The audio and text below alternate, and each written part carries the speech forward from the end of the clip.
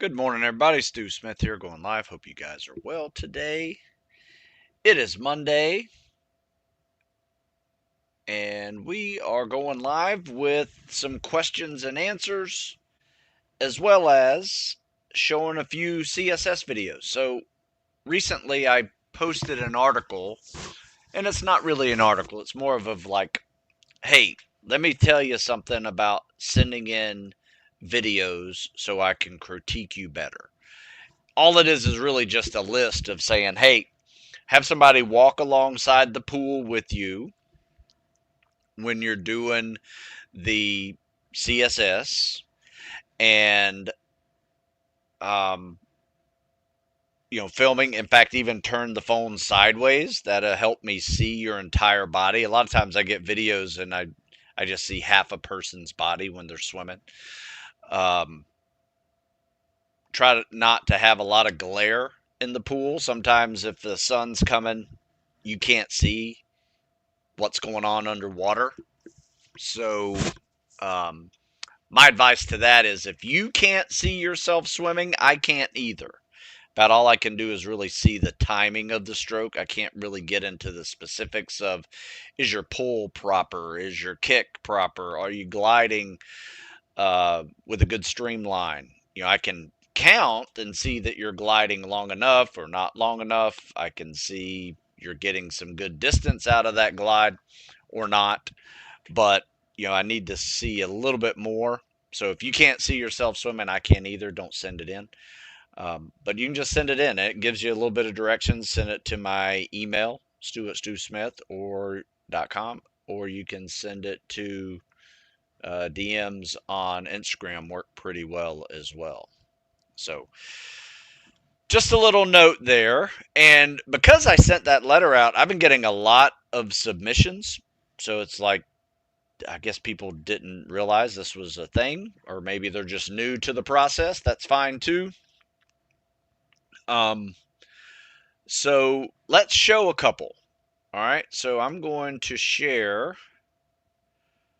my screen here and show a couple that were sent today. The reason why I'm showing some today as well as um, tomorrow is I have a lot that I need to pull out. All right, so here we go. We have kick off the wall. Not bad. Decent kick. You can probably kick off a little harder. Not kind of. Looks like you got. I think you got some. Yeah, I see pockets in those shorts. So, number one, if you want to swim a little bit faster, get get a pair of trunks that are tight fitting and don't have pockets. Those will tend to slow you down a little bit. Let's see what we got here. We got transition out of this, top arm, bottom arm, kick, hold the glide. That's not bad. Let's see how you're moving. One Mississippi, two Mississippi, pull. So it looks like you're moving the entire time. That's good. So it's not bad.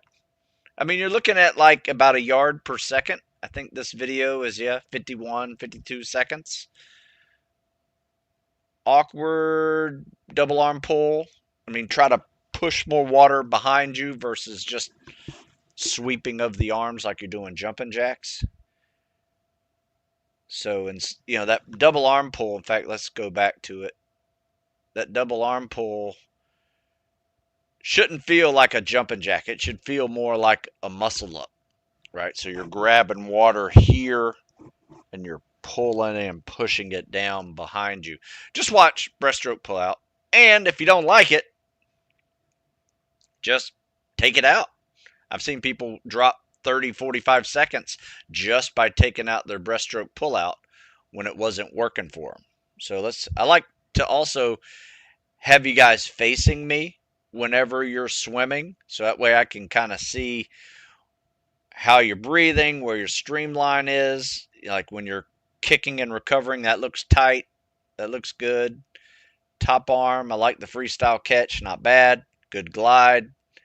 Good tight recovery. See how your arms are real tight here, right? So a lot of people get their arms way out in front of them and just kind of push water, so it stops you in your tracks. So this is pretty good, actually. I like this. Now just get in shape and do it 9 more times, and you got yourself probably about an 8:30, 8:45 swim. Not bad at all. Let's see if I can go into the next one. I don't think I can. Yep, there I can. All right, so let's see what we got here. So, couple things going on here. Kick off the wall, double arm pulls. Okay, once again, it's kind of like the old jumping jack pull down, which is kind of omnidirectional, which doesn't really move you in the water very well. You need to grab more water and pull and push, straight behind you. Or, just search breaststroke pull out and you'll see guys doing it much better than I do. A lot of people over rotate, and you see this face coming out of the water like this. Like your whole face is like looking up at the ceiling. Doesn't need to do that. You can just turn 90 degrees and half your face is in the water, half your face is out of the water. You're inhaling, and that works pretty well. So he only sent a 25-yard swim. I prefer you guys send me a 50 if you can.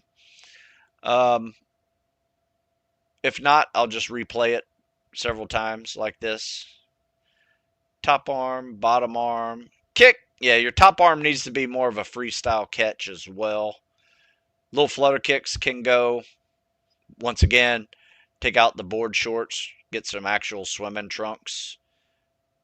Probably be a little faster. I think we need to work on your kick. This kick here.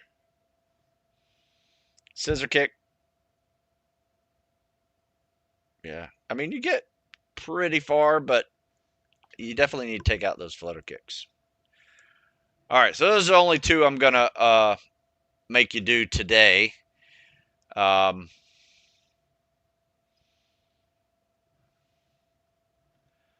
right, let's go. So, looks like we got everything over here. Any questions going on?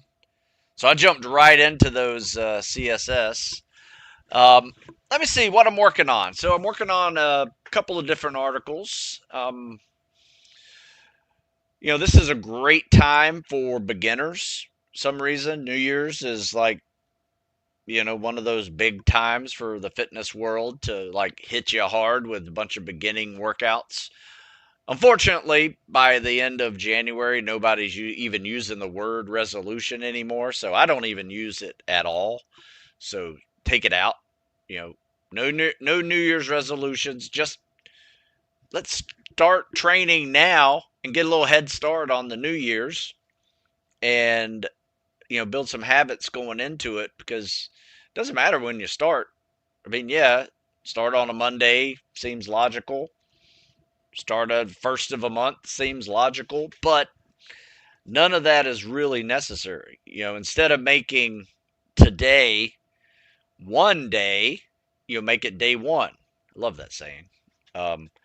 Today's the day to do it. So let's get started on it and start building some habits, because that's the goal, especially if you're a beginner, is just make a habit with yourself. And that means make an appointment with yourself. I personally try to do it where there's no other distractions at all. So first thing in the morning, my kids aren't asking what I'm doing. My wife doesn't need me, because I am up before they are awake. And, that's before work. It's before everything. You just get it done, and you feel like you got a head start on the entire day. You're wide awake versus having to down a whole bunch of caffeine just to wake up by 9 o'clock. You're ready to go by 7:30, 8 o'clock, fully functioning and highly productive. You'll be very productive in the morning after a workout versus just trying to caffeinate up and try to sleepwalk your way to work. Anyway, that's my experience. I've been doing morning workouts for 40 years, so it's more than a habit. It is it is just part of life. So, you don't need to, like, 40 years to make it work for you. I mean, it's nice when you find something you like to do and you do it, and next thing you know, you've created this habit. I mean, that's life changing for people. And it can be life changing for you. You just have to, one, and get inspired to do something. Doesn't have to be anything hard. It can be 20 minutes of walking first thing in the morning. It can be going to the gym and hopping on an elliptical for 20 minutes and leaving. It could be doing a quick circuit on the weight room floor for a couple of rounds and then you're done. Um, it doesn't have to be butt kicking. It just needs to be scheduled and accomplished. Because I tell you, some of the biggest goal wins for you will be just getting up early out of bed and moving towards a certain direction, because that is like getting a little extra scoop of mental toughness, and you're slowly starting to turn that inspiration that you had to train in the first place into some discipline. Yeah, it's nice to be motivated. Motivation just doesn't last that long. I mean, there are every day of the week, there is a discipline that moves people versus a motivation that moves people. Every now and then, I am highly motivated to go work out, but more so than not, I am not motivated to get up out of bed when I am perfectly comfortable and I know it's 28 degrees outside and I'm about to go do an outdoor workout. None of that seems exciting. But guess what? You do it anyway. And you just feel like you just got a little tougher that day. That's huge mentally, physically, you know, accomplishment wise. You just gain some confidence. So it can permeate all areas of your life just by adding a little bit of fitness to it first thing in the morning. So, all right, there's my soapbox.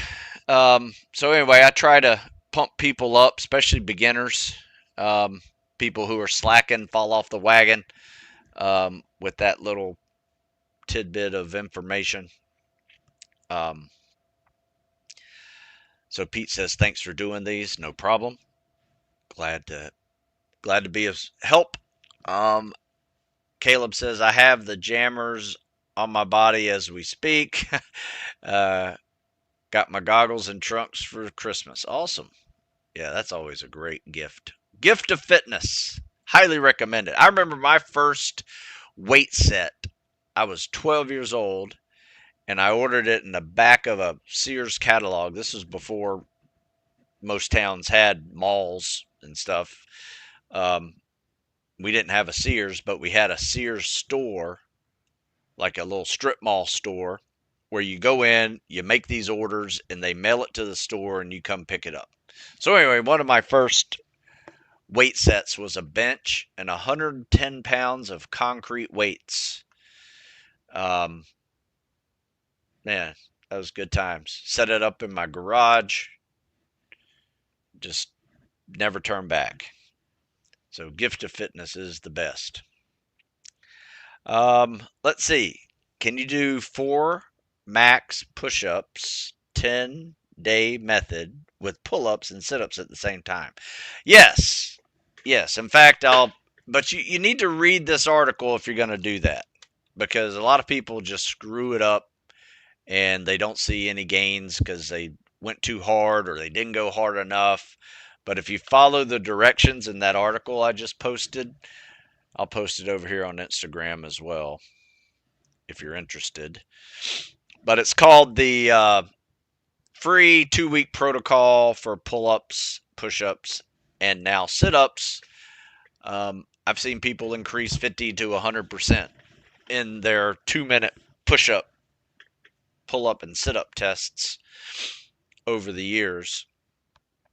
I mean, Regularly, I would say an average is probably around 25% increase, but I've seen 50 and 100% increase over the years. In fact, I just saw a guy who was in his 60s go from 40 push ups to 78 in 2 minutes in 2 weeks. So that's a good one. No problem. Glad the critique went out for you. Not bad at all, actually. Let's see what else we got here. Any other questions? Question over here. How do you substitute swimming training and workouts if there's no pools available? Great question. In fact, I just wrote a whole bunch of workouts this week for the PT Club guys. A lot of people, for some reason, have no access to pools this week.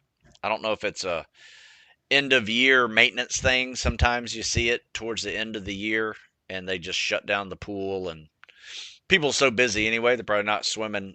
Probably a low time for them anyway. So, um, anyway, people are having a hard time finding pools. So I had an answer for it, and the way we do it is this: for every 500 yards of swimming that you're missing in the workout, let's say you're doing this workout, and it is, it's like a 50-50 workout in here, right?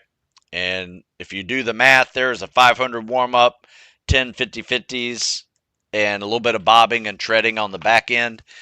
So you're looking at 1,500 yards of swimming, an extra 5 minutes of treading. So my advice for you is this. That's 1,500 yards. So for every 500 yards you're missing, you do 10 minutes of some other form of cardio.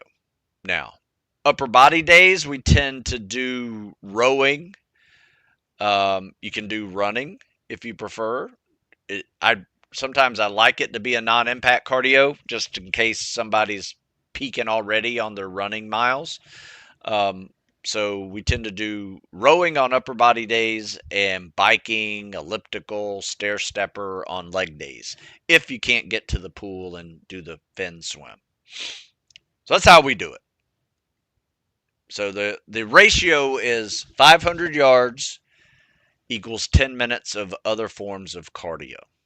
And that can be a variety of ways to do that. You can do Tabata intervals. You can do a pyramid where every minute on the minute you increase the resistance or speed or wattage or whatever you're on. Just some method of measure, increase it, make it a little harder. Man, my nose is itching. Joe asks, how feasible are age waivers for SOAS post 30? Would a special agent with FBI, DEA, Homeland, master's degree or law degree, SWAT, make a competitive SOAS package, provided PST is A+? Tied to the above, if you were, in fact, too old for SOAS, what path would you recommend for an older candidate tactical athlete who wanted to serve in the military? Special operations. Great question, and no, it's not too old. In fact, there are a couple of guys right now that are applying with none of those credentials, and they're between 32 and 38. So, technically speaking, I think you can do it until 40. Chances are,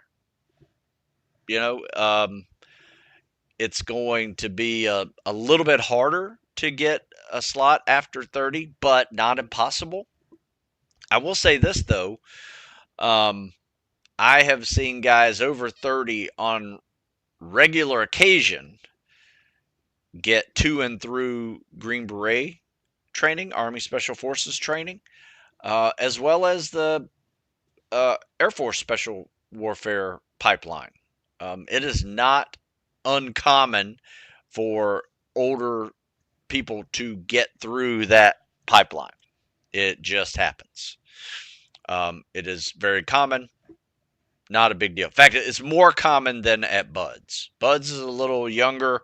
You're going to have officers like yourself from ages 22 to 30, typically. and though there are a few over 30 every now and then, um, it's not as prevalent as in Army Special Forces. So it's possible. Army Special Forces is a lot more common. How do you recover from shin pain? Well, I usually I have a couple articles here for you. Fix your shin splints.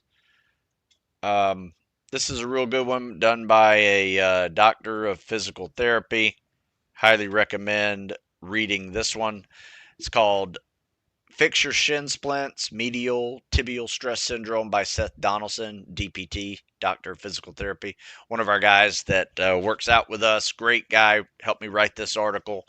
Highly recommend reading that. I wrote another one for military.com. Shin splints. Stu Smith, military.com. You can put that in the Google machine, see what pops up, and you see this article that says, Ask Stu, how to keep shin splints from sabotaging your workout. That's the name of the article. I'll put that in here as well. You guys read that, because there's a long list of things that you can do to help you with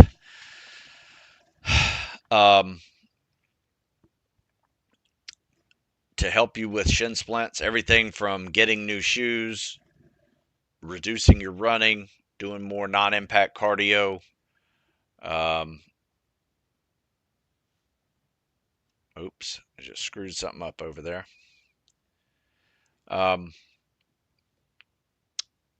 So anyway, there's massage, flexing, stretching, ankle mobility. All of those things are part of the laundry list of things you can do to make your shins feel better. Robbie says, I went to SOAS at 33 and as a chief petty officer. Wow, man, that's awesome. Prepared, did well, made it through both weeks, just wasn't selected in the final selection process. Sorry to hear that. That does suck. When you pass but not selected, unfortunately, that's one of the cruel outcomes of many special ops programs. You can make it through everything you need to make it through, but just didn't finish with the right selection grade. Nicholas says there's a 47-year-old who graduated the Q course in the 20th group a year ago. Damn, that's old. I will say this: when I went to a Q course graduation, there was a guy 43 that was there that graduated. So that is, like I said, not uncommon. Hey, Stu, what do you think is the best way to progress calisthenics? Most of what I've heard and been doing is just to do them more and more. Well, I mean, that's what progress means, right? Is just percentage progressions should be logical. Like, put it this way, total volume of a workout. I mean, we have progressed to a point where, I can't do a pull-up workout unless we do 100 pull-ups. Otherwise, I don't even feel it like it's a workout. 150, yeah, that's pretty good. 200, that's one of those things you don't want to do all the time. That kind of volume gets pretty heavy. Or you take a couple days off before you do pull-ups again. Regardless, as when you start progressing, here's where most people go wrong with calisthenics, is they do them every day. So high volume calisthenics of pull-ups, push-ups, sit-ups, for instance, you don't want to do them every day. Like, treat it like weight training when you go higher volume. Because if you're pushing 100 pull-ups, a couple hundred push-ups, 200-300 sit-ups, give yourself a day off before you do it again. Otherwise, you're just going to start treating yourself to things that happen when your progression's too quick or too high, and your volume's too high, and that is negative results. You'll start getting worse, and you'll start feeling tendonitis in those joints that you're working. Seen it countless times. So higher volume stuff needs a couple of days off. Maybe do an upper body, lower body split routine. That's what we do. But if you're going to get better at them, my advice is do the 3 workouts that will help you crush calisthenics fitness tests. And I'm going to give you that link right now. It's basically a pyramid, a superset, and a max rep set. Those 3 together in a week work really well for crushing that. Let's see. Nicholas says, how often should zone 2 running be a priority if you can't run a fast 5-mile over 40 minutes? And after you get your 5-mile to a sub 35, should you still be doing goal pace runs frequently?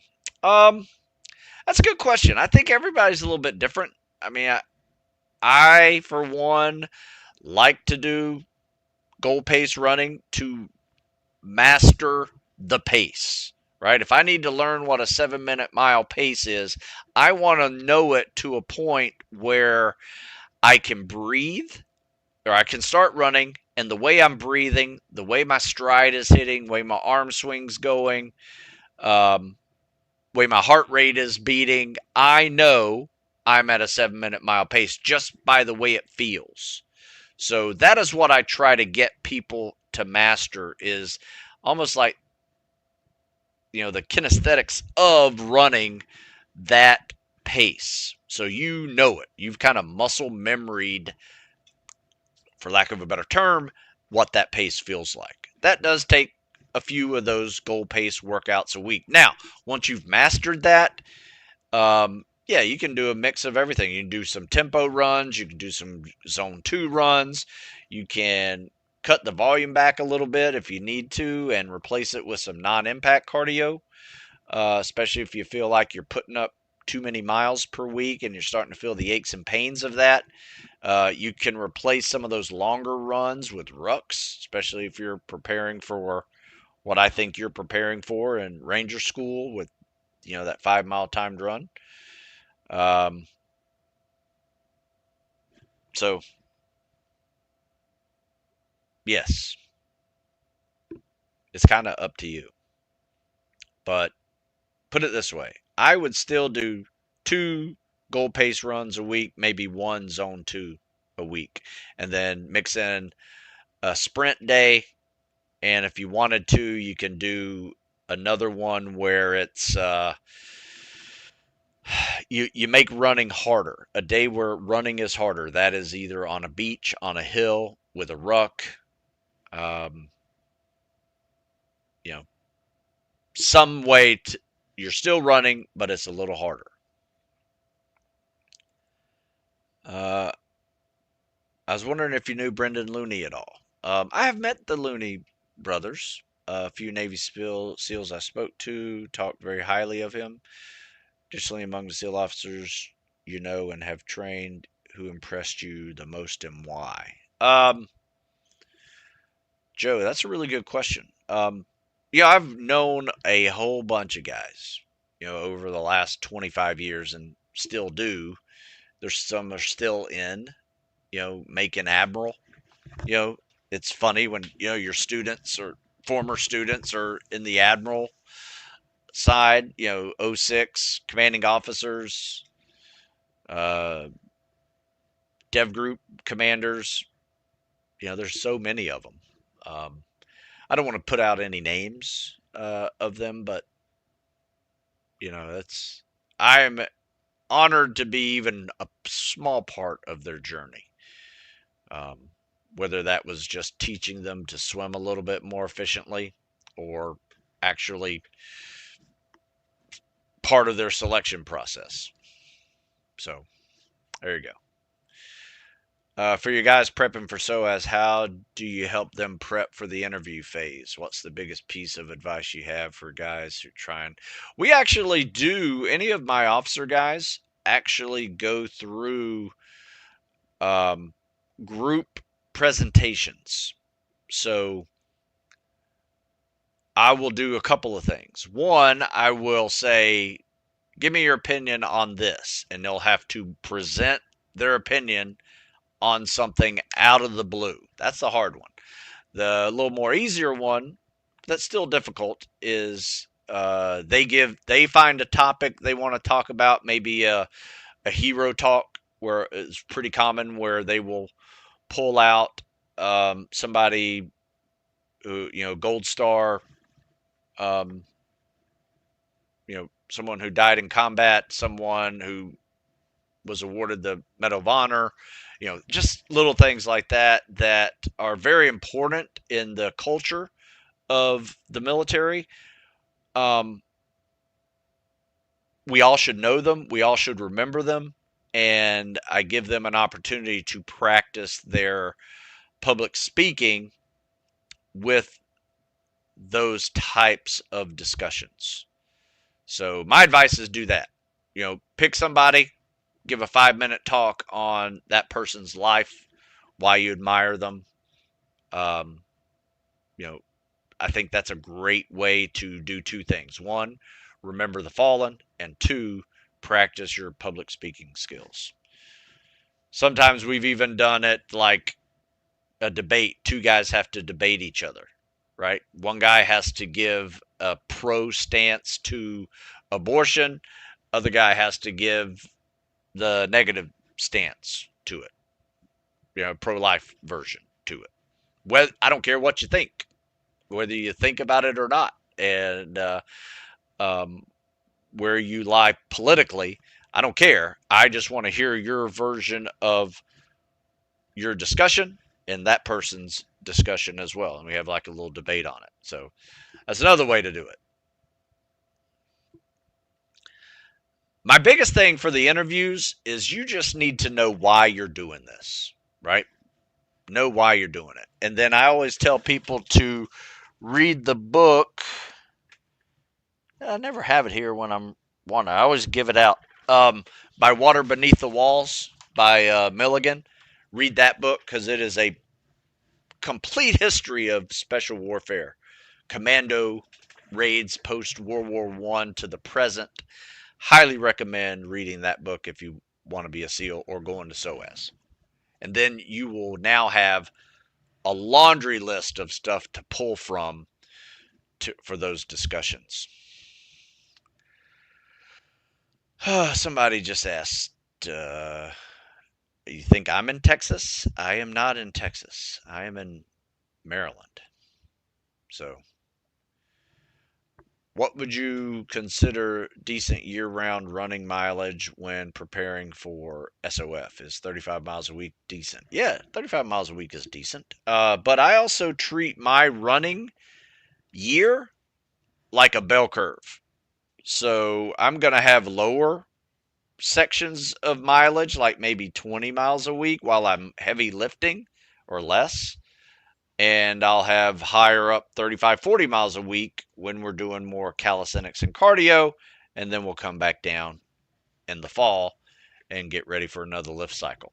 So we cycle through running mileage. And when we run less mileage, we run faster. When we run more mileage, we throw in some zone 2 stuff as well and just pick up the mileage a little bit. Speaking of treading, what can you do if you can't tread? The pools I have found aren't over 4 feet. Go diagonal. So instead of being like this, treading, practice your egg beater. Learn what the egg beater is and see if you can go a little bit vertical, because you do bend your knees and you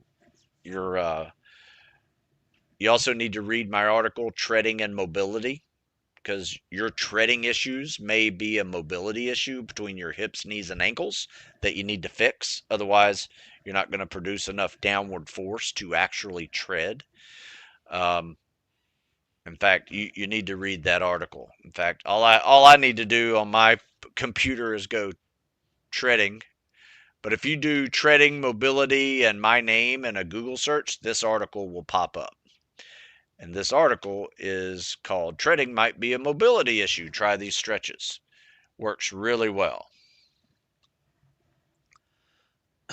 But if you can't, if you can't tread vertically, tread diagonally, and you'll be swimming a little bit. You might have to change direction and do that. So there you go. You can practice egg beaters or sit at the edge of the pool with your legs in and practice that way. Not ideal, I would agree, but yes. Let's see, which branch would you serve with to serve in Central and South America? Um, well, if you're preparing, I mean, SF does it. So does SEAL Team 4. So,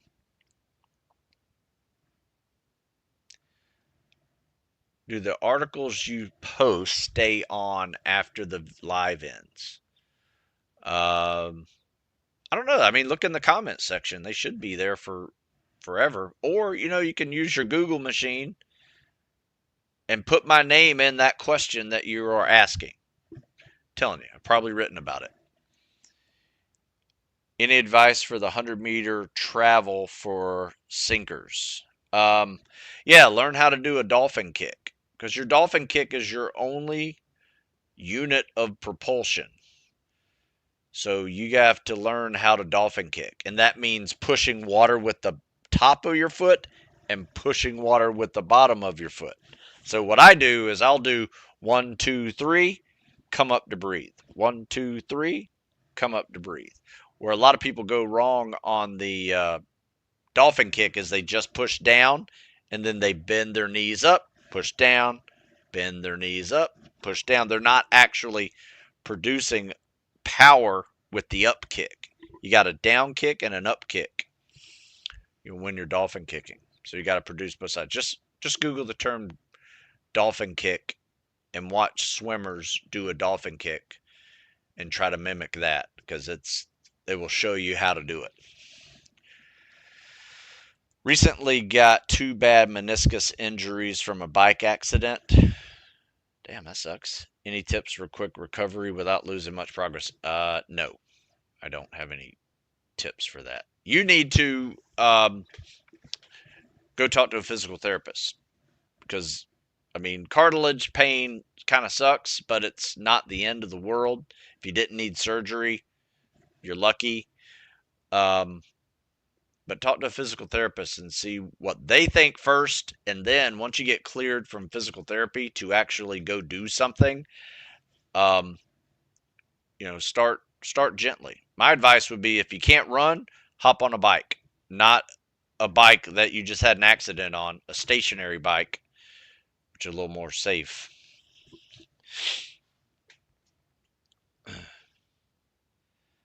And just do bike workouts.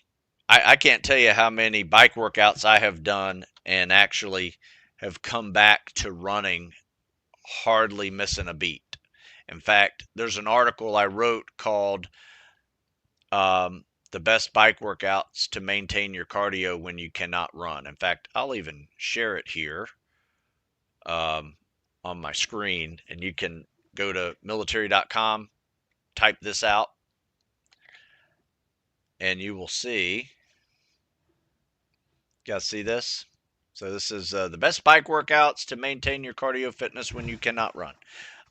Scroll down a little bit and you'll see bike workout number 1, Tabata intervals.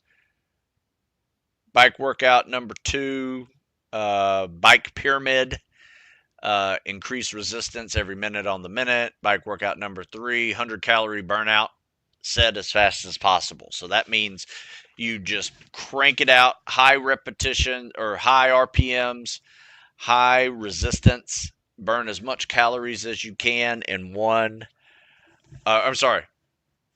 100 calories as fast as you can. And I will tell you, this feels like sprinting a mile if you can do it in what you do a mile time, right? If you're at like a 7-minute mile and you can break 7 minutes, it's going to feel like you just ran a mile really fast. great, great little workouts there. So he says he avoided surgery, weightlifting and pool helped ease the pain, but when I run, mainly sprint, it hurts like a bitch. Yeah, I would lay off running for a while, replace with biking. Should I learn the CSS if my freestyle is good? Air Force. My advice would be this: freestyle is fine. CSS is not necessarily needed that much, but I have found it to be a good recovery stroke for when I do swim freestyle. It's kind of like instead of stopping swimming, you can at least kind of catch your breath with the CSS. Um, and then you also need to learn how to swim with fins using the lead arm, trail arm version, but you can also learn the CSS with fins, which will be very helpful. You actually get to use your arms in those swims. Can you do group presentations remotely? Um, are you talking to me, like film them? Yeah, I'm not going to film my guys doing that. Uh, putting the cart before the horse, but how challenging is it for SEAL officers to be able to scream for damn Nick? And for young officers you've mentored, what was your advice for them? Um, you know, uh, I've seen them get there as quick as 3 years. Do their teams deployment 3 to 4 years. They're screening for damn Nick. A couple of them make it, a couple of them don't, but they're still SEALs and move on. The biggest thing is just you need to have your fitness tied down. I mean, just like pre-buds type fitness levels. But it's also highly technical with tactical skills. So those need to be wired down, and they're going to measure everything when they're testing you. So make sure you're calm and controlled no matter what you're doing, and you engage that thinking part of your brain the entire time. You're not just reacting to some explosion over here. You're actually thinking through problems. That's the biggest thing. I mean, that's where they probably get most people is the tactical side. And shooting, you know, those go without uh, question there. You need to be solid on all of that.